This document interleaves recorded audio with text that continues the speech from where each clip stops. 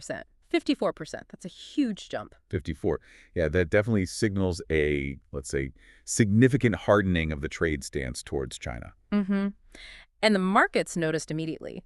The source says global stock markets took a sharp dive, and the U.S. dollar also dropped significantly. And the brief connects that directly to investor fears, like worries about a bigger trade war brewing. Exactly. Fears of escalation. It's a classic market reaction to that kind of uncertainty. Understandable. And if you think about it, these tariffs mean higher costs for imported stuff that could hit businesses and eventually probably consumer prices. Right.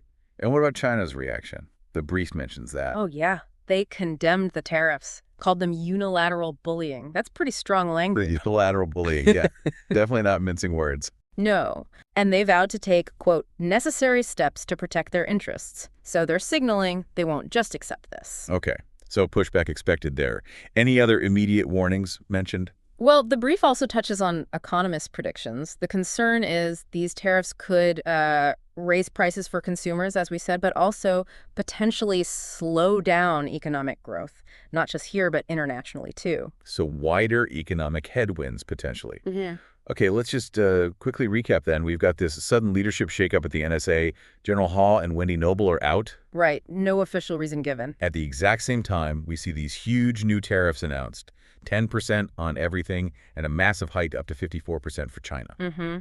And immediate negative reactions from global markets, plus a strong condemnation from China. It definitely feels like a significant moment. These aren't small tweaks. No, they feel like major shifts, both in national security apparatus and in global trade policy, happening in parallel. So for you listening, the key takeaways are really that. The abrupt NSA changes, these sweeping new tariffs, and the immediate fallout market drops, China's response.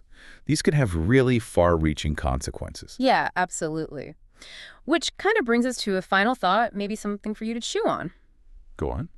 Well, given that these pretty substantial changes in both national security leadership and trade policy are happening together right now, what might be some of the less obvious, maybe longer-term implications we should be thinking about? What else might be connected here down the road?